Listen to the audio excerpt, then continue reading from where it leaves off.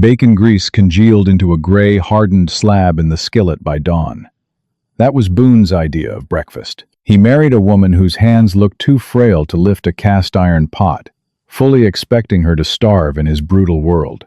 He was a fool. Morning in the Bitterroots didn't arrive with warmth. It came like a threat. The light bled over the jagged peaks in shades of bruised purple and slate, revealing a valley trapped in frozen mud. Boone sat on the edge of the mattress, pulling on boots stiff with yesterday's freezing rain. He didn't look back at the bed. He knew exactly what he'd see. A lump of quilts, barely rising and falling, housing a woman who had no business being above 5,000 feet. Josephine. Josie, she had whispered on the wagon ride up, her voice trembling over the rattle of the buckboard. He had grunted. She hadn't spoken much since. He stood up, his knees popping in the quiet cabin. The air inside was barely warmer than the air outside. He walked to the cast-iron stove, shoving a few sticks of dry pine into the embers and blowing until a pathetic flame caught. He didn't brew coffee. It took too long, and he liked the sharp, punishing reality of the cold water from the pump. It woke him up. It reminded him where he was. They had been married 3 weeks. It was a transaction. Boone needed a wife to secure the second parcel of the Lower Valley deed under the new homesteading laws, and Josephine needed a way out of a bankrupt boarding house in St. Louis. She had arrived with 2 canvas grips. One held clothes. The other, ridiculously heavy, held books and small, tightly corked glass jars. When she had unpacked the jars on the rough-hewn pine table, Boone had picked one up. It smelled like dried grass and dust. "Oregano," she had said, her voice defensive. He had set it down with a heavy thud. "Can't trap a coyote with weeds," he had told her. "Around here we eat to stay upright." Nothing more. He left the cabin before the sun fully broke the horizon.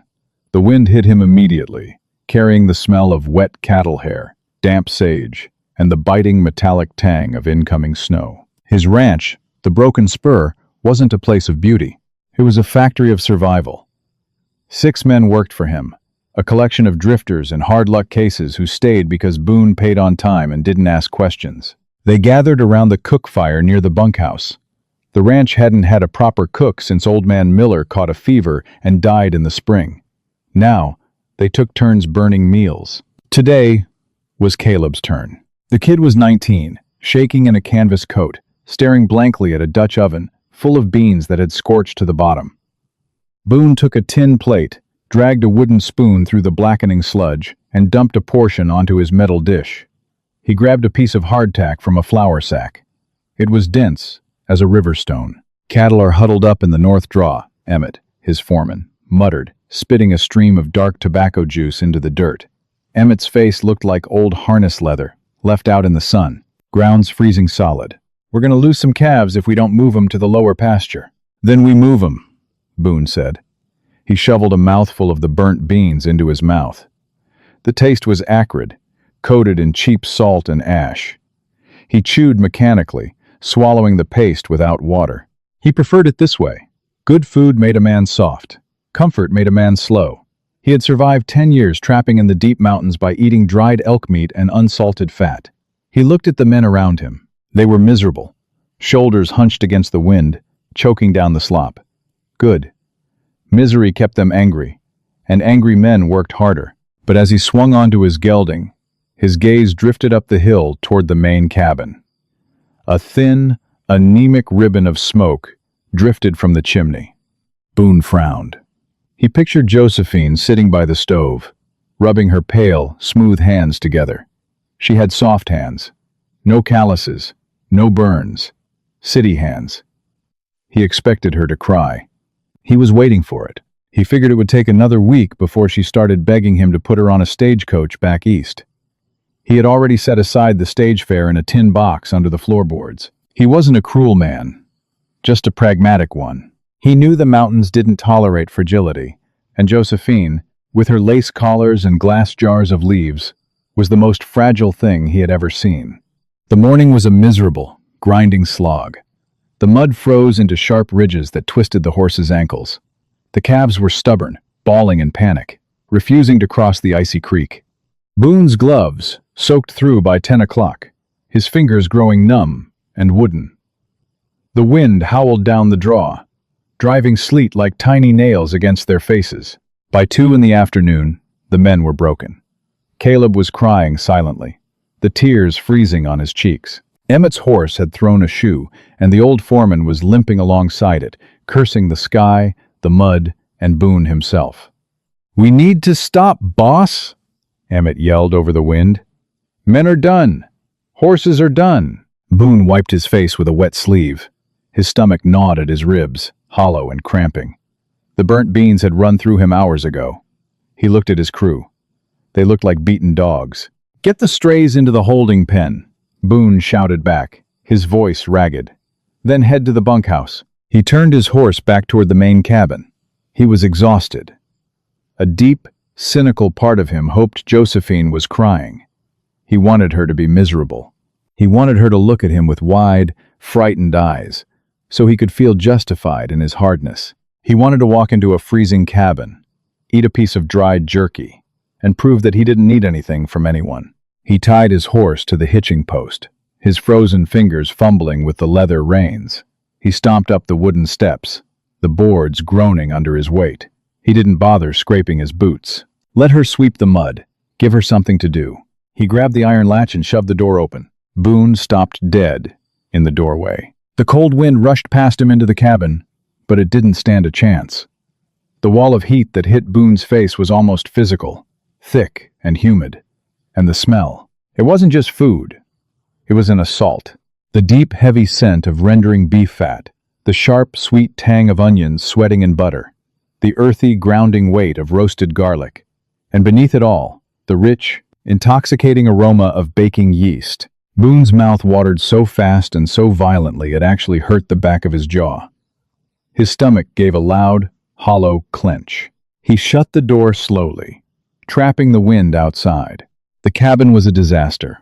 The floor was dusted with flour. Every pot, pan, and bowl they owned was scattered across the counters.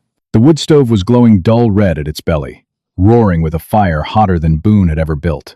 And in the center of the chaos was Josephine. She wasn't sitting in a chair, crying. She didn't look fragile. She was standing over the heavy wooden table, her sleeves rolled up past her elbows.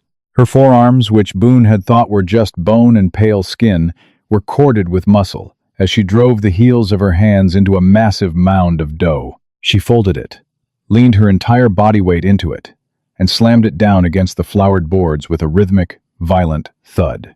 Thud, knead, fold, thud. Her hair, usually pinned in a neat, severe bun, had collapsed. Strands stuck to her damp forehead. Her face was flushed, glowing with heat and exertion. There was a smear of soot across her cheekbone. She paused, breathing heavily, and looked up at him. She didn't flinch at his muddy boots or his scowling face. "You're tracking mud," she said. Her voice wasn't a tremble. It was a flat, exhausted statement of fact. Boone looked down at his boots. For the first time in his life, he felt a sudden, bizarre urge to apologize to a floorboard. He clamped his jaw shut. "What are you doing?" he asked, his voice rougher than he intended. "Cooking," she said, turning back to the stove. She grabbed a thick rag, wrapped it around the handle of a massive cast-iron Dutch oven, and hauled it off the direct heat. It had to weigh 30 pounds full, but she moved it with a practiced, fluid motion. Boone stepped closer. He felt disoriented. The heat was making his frozen skin prickle and sting. "For who?" "There's 2 of us. That's enough dough for 10 men. Josephine lifted the heavy iron lid. A cloud of thick, fragrant steam billowed up, fogging the cabin windows. Inside the pot, chunks of chuck roast the tough, cheap cuts Boone usually threw to the dogs, or boiled for hours until they were gray, were simmering in a dark, rich gravy, thick with carrots, potatoes, and herbs. "I saw them out the window," Josephine said, not looking at him. She reached for a wooden spoon and stirred the heavy stew. "The men. I saw them trailing in. They looked half dead." "They're ranch hands," Boone said defensively, stepping into the kitchen. He towered over her, smelling like wet horse and old sweat. They're used to being cold. It's the job. There's a difference between being cold and being empty, Josephine replied. She turned to face him, the spoon dripping dark brown gravy onto the floor. She didn't back away from his sheer size. A man who's just cold will warm up. A man who's empty stops caring. I won't have empty men on this property. Boone stared at her. I won't have. She had claimed the property in that single sentence. They eat at the bunkhouse, Boone said, crossing his arms. They take turns. It keeps them out of the main house. They eat dirt and burnt beans, Josephine corrected him, her eyes flashing. I smelled it this morning. It's a disgrace. If you treat them like feral animals, Mr. Boone, they will work like feral animals. You want loyalty? Feed them. She turned back to the dough, dividing it into heavy, round loaves with a sharp knife. Go ring the bell. Tell them to come to the back porch. I have 4 loaves in the oven already. Boone didn't move. A deep, ugly pride swelled in his chest. He was the boss. He dictated the harshness of this place. If he let them eat this feast, they would get soft. He would lose his edge. But then his stomach cramped again. The smell of the rosemary, the weed he had mocked blooming in the beef fat, was doing something terrible to his resolve. It felt like a memory of a home he had never actually had. Ring it, she repeated, slamming a piece of dough onto a tin sheet. Boone turned on his heel, walked out the back door, and grabbed the rope hanging from the rusted iron triangle. He yanked it 3 times. The sharp, clanging sound cut through the howling wind. He stood on the porch, feeling like a fool. A minute later, the men emerged from the bunkhouse. They walked slowly, heads down, shuffling through the mud. When they reached the bottom of the porch steps, they stopped. Caleb's nose twitched. Emmett stopped chewing his tobacco. Josephine pushed past Boone. She carried a massive wooden tray balanced on her hip. On it sat 2 massive steaming loaves of bread, their crusts dark golden and crackling. Beside the bread was a crock of churned butter, melting slightly against the warm clay. The men stared at the tray. Complete silence fell over the yard. The wind kept blowing, but no one seemed to feel it. Bowls, Josephine ordered, pointing with her chin toward the stack of tin bowls on a side table. Emmett, a man who had once shot a horse thief without blinking, moved with the hesitant reverence of a man approaching an altar. He took a bowl. Josephine stepped back inside and returned with the Dutch oven, lugging it onto a reinforced wooden stand on the porch. She took the ladle and filled Emmett's bowl. The thick stew hit the tin with a heavy, satisfying sound. Take some bread, Mr. Emmett, she said softly. Emmett ripped a chunk of the hot bread. He dipped it into the gravy and put it in his mouth. Boone watched his foreman. Emmett closed his eyes. His throat bobbed as he swallowed. For a second, Boone thought the tough old cowboy was going to choke, but Emmett just opened his eyes, stared at Josephine, and gave a slow, rigid nod. He didn't say a word. He just walked to the edge of the porch and began eating with a desperate, silent intensity. Caleb was next. When Josephine handed the boy his bowl, Caleb looked at it, then up at her. His eyes were red-rimmed from the cold and the tears. "Thank you, ma'am," he whispered, his voice cracking. "Eat, Caleb," she said. Boone stood by the door, watching his men. They sat on overturned crates and porch railings, tearing into the bread, slurping the stew. The only sounds were the scraping of spoons and deep, heavy sighs. The tension, the anger, the misery that had choked the crew all day, it was dissolving.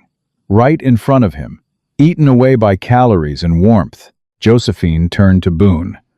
She held out a bowl. Boone looked at it. The steam curled around his face. He didn't want to take it.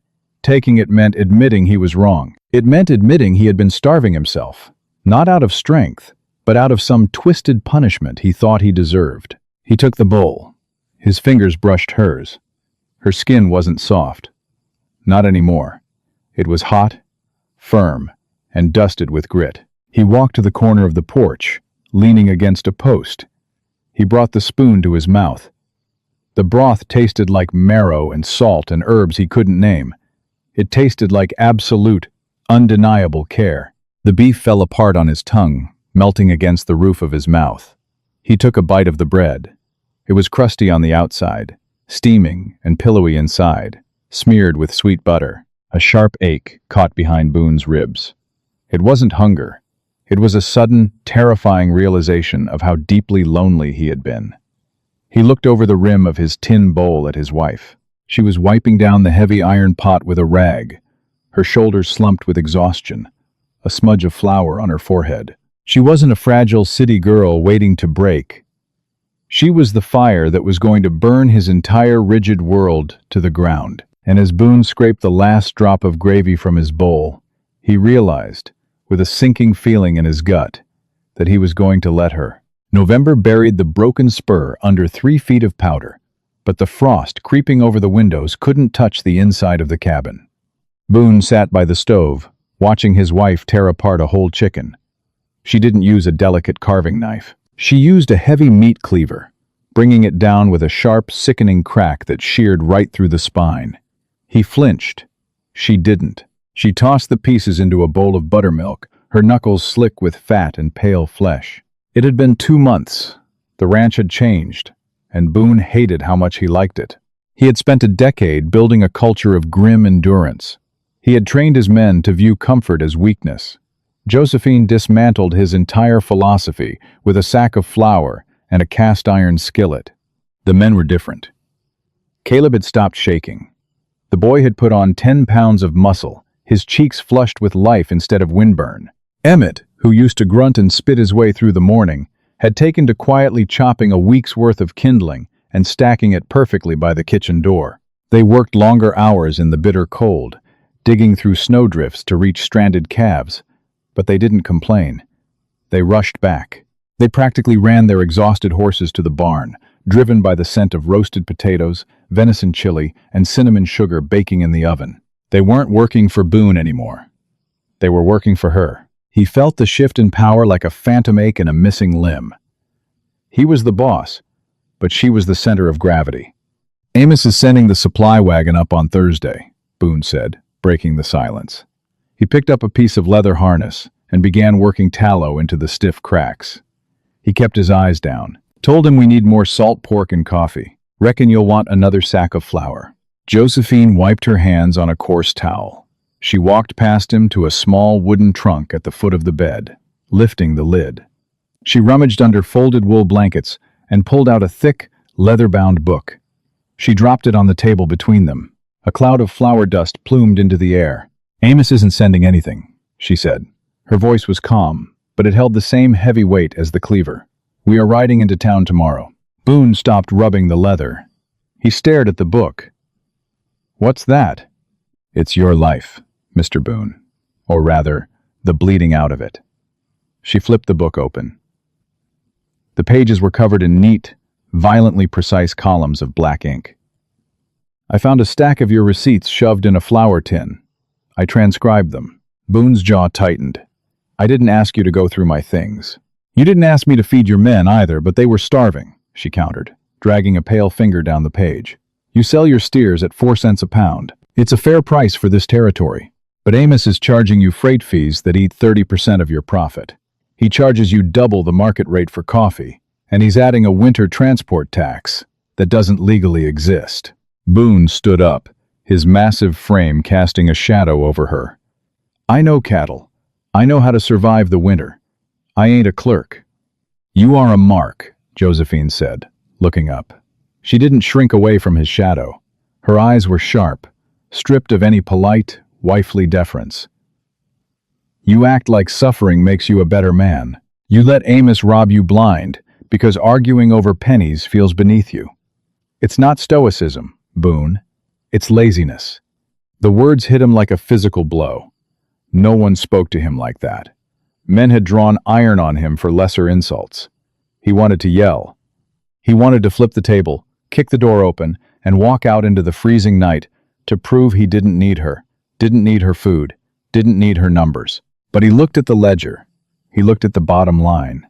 He was losing the ranch, slowly, by inches. "You ran a boarding house in St. Louis," Boone said, his voice a low, dangerous rumble. "It went bankrupt.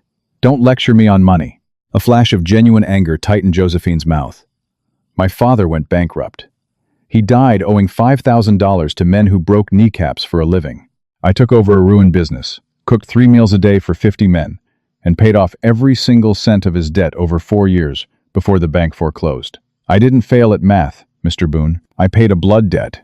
Now, are we riding to town tomorrow, or do you want to keep paying Amos for the privilege of freezing to death? Boone stared at her. The scent of raw buttermilk and old leather hung in the hot air. He realized then what an absolute fool he had been. He hadn't brought home a fragile, city-softened girl. He had brought home a survivor. He swallowed the bitter rock of his pride. We leave at dawn. The ride to town was brutal. The cold chewed through their wool coats, and ice clung to the horses' manes in jagged white spikes. Josephine rode beside him on a gray mare, her face wrapped in a heavy scarf, only her eyes visible. She didn't complain about the wind. She didn't ask to stop. Amos's general store smelled of kerosene, damp wool, and stale chewing tobacco. When Boone pushed the heavy oak door open, the bell above it rattled weakly. Amos stood behind the counter, a thick man with a graying beard and yellowed teeth. He smiled broadly, but his eyes stayed small and hard. "Boone," Amos boomed, wiping his hands on a dirty apron. "Didn't expect you down from the mountain. Roads or murder? Who's the little lady?" "My wife," Boone grunted. He stepped aside. Josephine walked to the counter. She unwound the scarf from her face. Her skin was pale from the cold, her lips chapped, but her posture was terrifyingly rigid. She reached under her heavy coat, pulled out the leather ledger, and dropped it onto the glass counter. It landed with a heavy, authoritative thud. "Mr. Amos," she said, her voice carrying through the quiet, empty store. "We are here to discuss the broken spur account." Amos let out a patronizing chuckle, looking at Boone. "Boone, you letting the womenfolk handle the heavy lifting now?" Boone leaned against a barrel of nails near the door. He crossed his arms. He didn't smile. "Listen to the lady, Amos." Josephine opened the book. "In October, you charged my husband for 80 pounds of coffee at $2 a pound. The rail depot price is 90 cents. You charged a $15 freight fee and an $8 winter tax." Amos's smile slipped. He wiped his hands again, slower this time. "Now, ma'am, getting supplies up that mountain ain't easy. It is a wagon ride up a graded road. It takes 3 hours," Josephine interrupted, her voice dropping into a register that made Boone's spine tingle. It was cold. It was absolute. "Over the last 3 years, you have overcharged the broken spur by roughly $800. "Now wait just a damn minute," Amos snapped, his face turning red. "I don't know who you think you are, coming in here with your little book." Josephine didn't raise her voice. She simply stepped closer to the counter, invading Amos's space. "I am the person who signs the drafts from now on. I know the territorial marshal in Helena. I know how fraud statutes work. And I know you are inflating the ledgers for at least 4 other ranches in this valley. So, here is what is going to happen, Mr. Amos."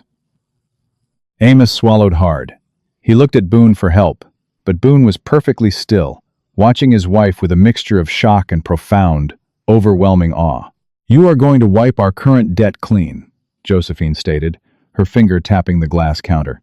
"You are going to supply our winter order today at wholesale cost, and from this day forward, you will sell to the broken spur at rail depot prices, minus 10% for the inconvenience you've caused my husband. If you do not, I will ride to Helena myself, give this ledger to the marshal, and watch them lock your doors." The store was dead silent. The wind howled against the frosted glass of the front window. Amos stared at the small, fierce woman in front of him. His shoulders sagged. The fight drained right out of him. "I'll go to the back," he muttered. "I'll start pulling the order." He turned and shuffled into the storeroom. Josephine closed the ledger. She let out a long, shaky breath, her hands trembling slightly against the wood. Boone walked over to her. He didn't know what to do with his hands. He felt huge and clumsy next to her. For months, he had assumed his physical strength was the only thing keeping them alive. He had been completely wrong. Survival wasn't just calluses and freezing in the dark. Survival was a sharp mind. Survival was ruthless, calculating care. "You were right," Boone said softly. His voice felt thick. I was a mark. Josephine looked up at him. The hard edge in her eyes melted, replaced by a quiet, exhausted exhaustion. You aren't a mark, Boone. You're just a man who forgot he didn't have to fight the whole world alone. He reached out. His thick, scarred fingers hesitated before gently touching her cheek. Her skin was freezing from the ride, but a flush of warmth bloomed under his thumb. She didn't pull away. She leaned into his palm, closing her eyes for a brief, imperfect second. I thought you were going to die up there, he admitted, the words raw and jagged in his throat. She opened her eyes and looked at him, a faint, cynical smirk tugging at the corner of her chapped lips. I thought I would, too. Good thing I can cook. That is the kind of grit it takes to survive the brutal frontier. True power doesn't always come from a drawn gun. Sometimes, it is forged in a cast-iron skillet and a terrifyingly sharp mind. If you loved this story of unexpected strength, raw survival, and frontier justice, don't forget to hit that like button, share this video with a fellow storyteller, and subscribe to the channel for more immersive audio dramas every week. See you in the next one.